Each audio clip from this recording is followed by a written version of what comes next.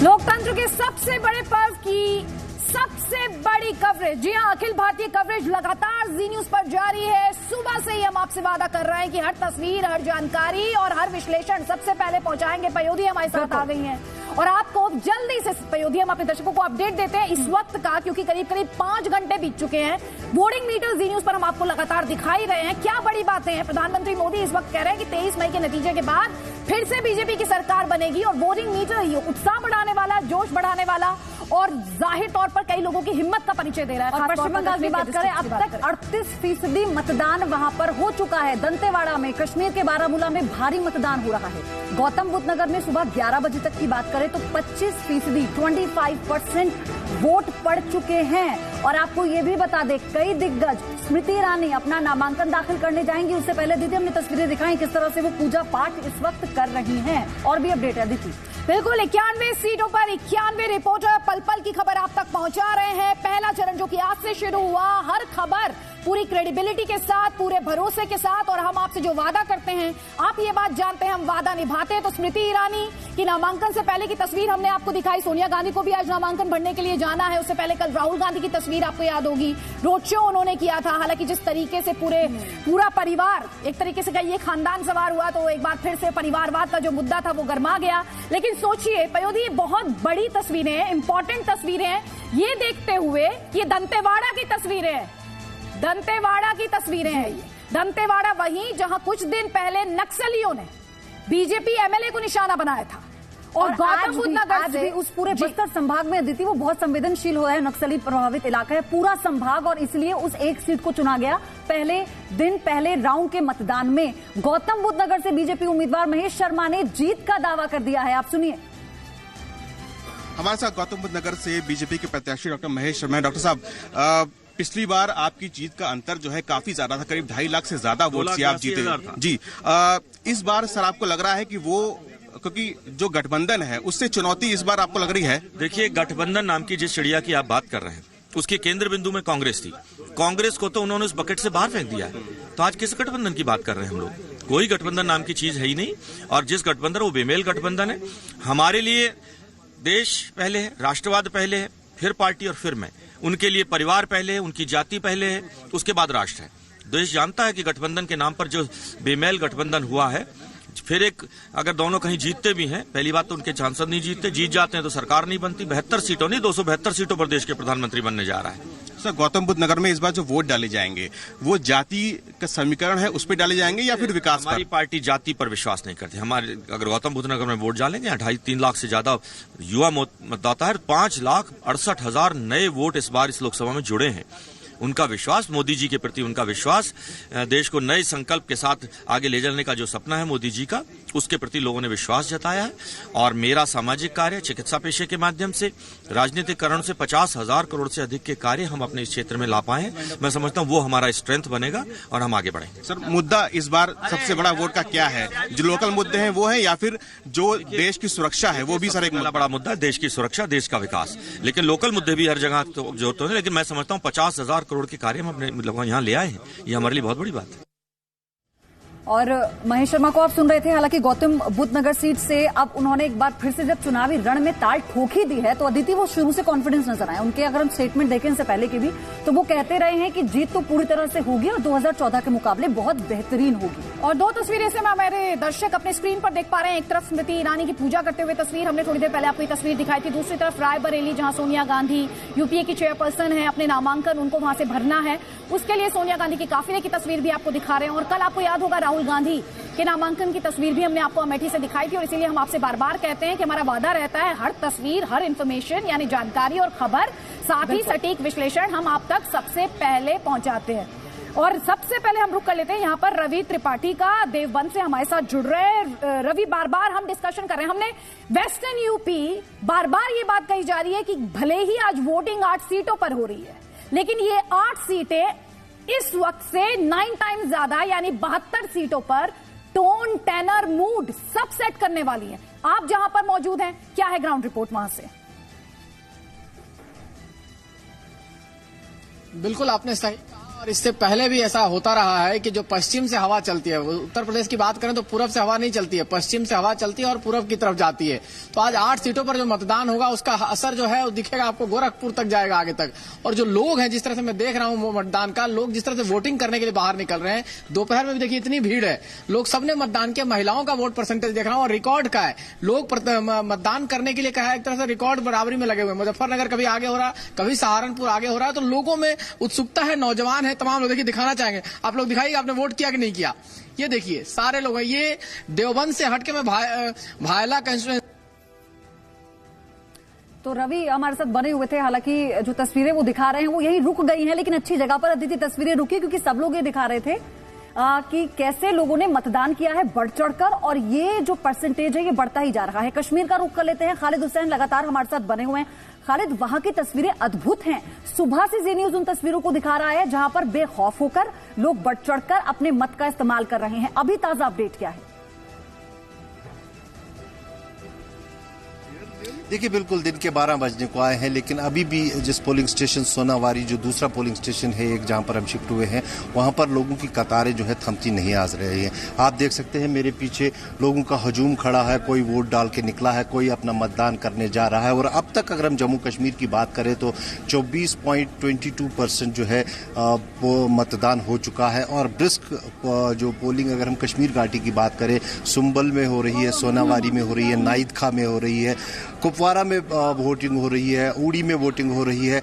जगह जगह उत्तरी कश्मीर से खबरें मिल रही हैं कि जो 1700 पोलिंग स्टेशन में, उनमें मैक्सिमम पोलिंग स्टेशन पे जो है वोटिंग हो रही है। और लोग आ रहे हैं, जोग दर जोग आ रहे हैं, महिलाएं, पुरुष हो या फिर युवा हो, हर कोई आता है अपने फ्यूचर को चुनने के लिए और एक ऐसी आवाज़ को चुनने के लिए जो उन तक, जो उनकी आवाज़ जो है आगे तक पहुंचा। और कहीं ना कहीं ये दृश्य जो है एक बार साफ कर देते हैं कि लोकतंत्र की जीत हो रही है और लोग जो है यकीन करने लगे हैं लोकतंत्र में। जी बिल्कुल, लोकतंत्र सेफ है, सुरक्षित हाथों में है, क्योंकि जिनके सुरक्षित हाथों में वही निकले हैं, लंबी लंबी कतारों में जवाब दे रहे हैं अलगाववादियों को, आतंकियों को, नेताओं को, जिन्हें 4 दिन पहले तक भारत का झंडा उठाने वाला नहीं मिलेगा, बड़ी बड़े दावे जो कर रहे थे उनको।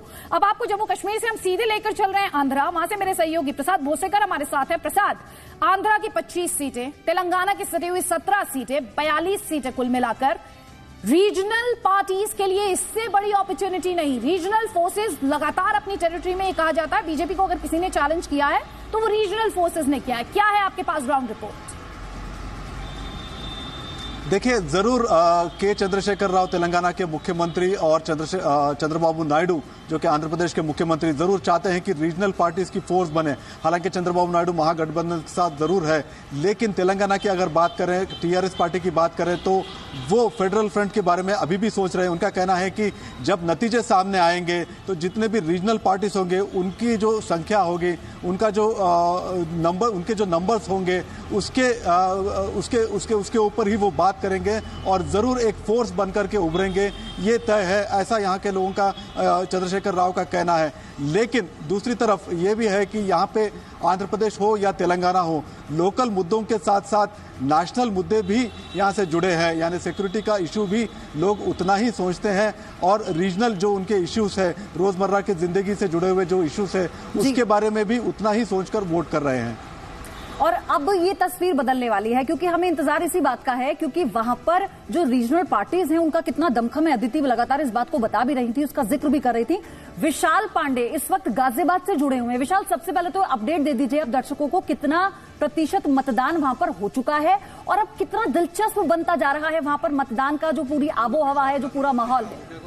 जनरल की तस्वीरें भी हम समय स्क्रीन पर दिखा रहे हैं। जनरल वोट देकर आए हैं। बिल्कुल, देखिए मैं सबसे पहले अपडेट देता हूं। गाजियाबाद में सुबह 11 बजे तक यहाँ 22.40% मतदान हो चुका और पूरे उत्तर प्रदेश में जो कि 8 सीटों पर चुनाव हो रहा है, पश्चिमी उत्तर प्रदेश में, वहां 24.32% मतदान हो चुका है। इस वक्त मैं किला गांव में हूं। लोनी इलाका है, ग्रामीण इलाका ये माना जाता है। यहाँ के लोग किन मुद्दों को लेकर इस बार चुनाव में, हम सीधे बात करते हैं, क्या लगता है इस बार क्या मुद्दे रहे, क्या चीज सोचकर आप लोग पोलिंग बूथ तक पहुंचे? कैसे, क्या मुद्दे रहे इस चुनाव के? चुनाव को बढ़िया रहे। हाँ, बहुत बढ़िया रहे जी। हाँ, इनकम है। आप बताइए, यूथ क्या चाहता है? हाँ। यूथ चाहता है उसको रोजगार मिले, देश की सुरक्षा हो, हर किसी की बहन बेटी को सुरक्षा मिले, प्रशासन इतना दुरुस्त हो कि हर मुजरिम को सजा मिले। और उसके अलावा कई मुद्दे हो रहे हैं, जैसे महंगाई है, बेरोजगारी है, ये सब मुद्दे चलते रहते हैं। मगर मेन बात यह है कि जो हमारे देश का प्रधानमंत्री है वो ताकतवर होना चाहिए, इसलिए हम देश का पीएम ताकतवर होना चाहिए। बेरोजगारी एक बड़ा मुद्दा यहाँ पर यूथ बता रहे हैं। आप बताइए, आप तो बुजुर्ग हैं, वोट देकर अभी अभी आ रहे हैं बूथ से, मैंने आपको देखा, क्या सोच रहे हैं आप इस बार? सोच रहे हैं हम मोदी होना चाहिए। हाँ। मोदी होना चाहिए, कोई और मुद्दा नहीं? और मुद्दा माने दो। देखिए कुछ भी नहीं मिलता, कुछ मिलता ही ना, ऊपर तल लिखा जाए सब है। हाँ, तो आप देखिए यहाँ पे अलग अलग राय, अदिति और पयोधी आपको सुनने को मिले। कुछ और लोग कुछ कहना है? मोदी बढ़िया कर रहा हो, बहुत पर्टिकुलर होते हैं अपनी वोटिंग को लेकर, बेरोजगारी सबसे बड़ा मुद्दा है।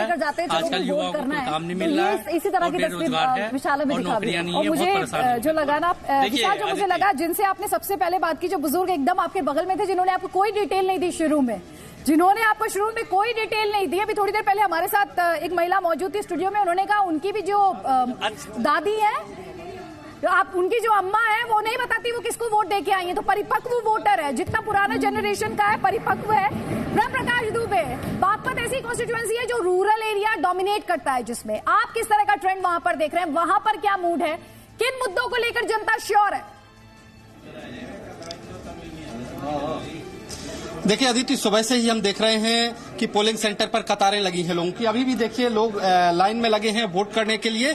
और अच्छी बात यह है कि महिलाएं भी घरों से निकल के आ रही हैं। बहुत सारे लोग हैं, कई लोग हैं, यूथ हैं जो पहली बार वोट कर रहे हैं। आप लोग बताइए, आप लोग जब वोट करने आते हैं आपके मन में क्या चल रहा है? क्या नेशनल मुद्दे असर करते हैं या स्थानीय मुद्दे भी हैं इस बार चुनाव में? नहीं, जो स्थानीय मुद्दे हैं, देखो जो डॉक्टर सत्यपाल ने यहाँ पे बागपत जिले में काफी काम करवाया है, एक ट्रेन भी चलवाई है, बाकी जो ट्रेन में डब्बे भी बढ़वाए। विकास मुद्दा है? हाँ जी, विकास। आपको क्या लगता है क्या मुद्दे हैं? जी, मेरे लिए मुद्दा वो होगा जो युवा का साथ देगा, जो युवा का विकास करेगा, जो शिक्षा के मुद्दे पे काम करेगा। यानी आप दोनों यूथ कह रहे हैं कि विकास मुद्दा है। आप बताइए, आपके मन में क्या चल रहा है, क्या है इस बार? राष्ट्रीय सुरक्षा के लिए जो देश के साथ खड़ा है, हम उसके साथ खड़े हैं। तो प्रधानमंत्री मोदी जी के साथ हम खड़े हैं और वोट देंगे। क्या राष्ट्रवाद भी एक मुद्दा है इस बार चुनाव में? यस जी, हम तो मोदी की कह रहे हैं जी। एक डब्बा सतपाल की और भाजपा की वोट दे रहे हैं। स्थानीय मुद्दे हैं या राष्ट्रवाद?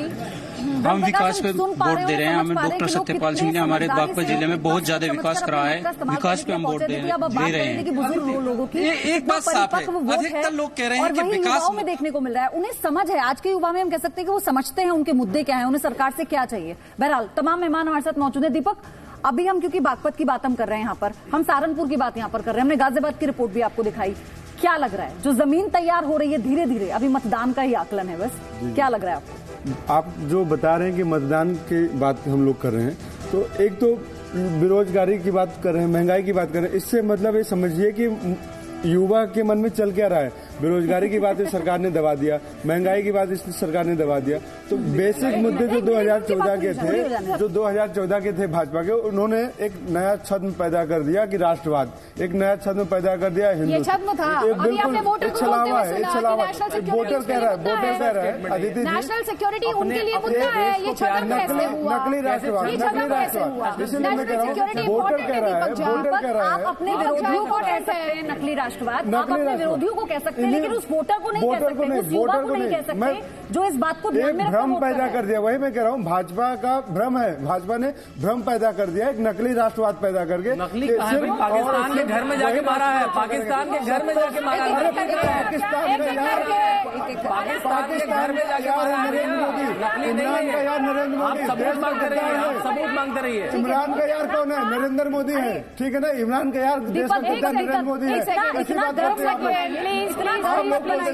लोग ऐसे बात कर रहे हैं। जल्दी से 20 सेकंड, एक बार में एक आवाज, एक बार में एक आवाज, प्लीज दीपक झा, एक बार आप लोग हैं। इमरान का यार कौन है? सुनिए दीपक, शांतनु कुछ कह रहे हैं, ब्रेक लेना है। शांतनु डिबेट में ऐसा तक नहीं रखेंगे। उन्होंने कहा महंगाई, इमरान का यार नरेंद्र मोदी से नापते हैं। महंगाई 2014 तक 10% थी, अब 2-3% पे है। 3%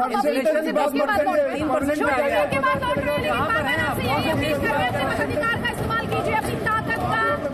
प्लीज प्लीज प्लीज प्लीज, ये अपील है उन वोटर्स की जिनके पास आज मौका है, प्लीज उनको क्लियरली सुनाई देना चाहिए। आपका अधिकार है, हक है, आपकी ताकत है, प्लीज इसका इस्तेमाल कीजिए, क्योंकि ये आपका कर्तव्य भी है। आप अपनी सेल्फी हमें भेजिए, #voting round 1 जी न्यूज पर सुपरस्टार की तरह हम आपको दिखाएंगे।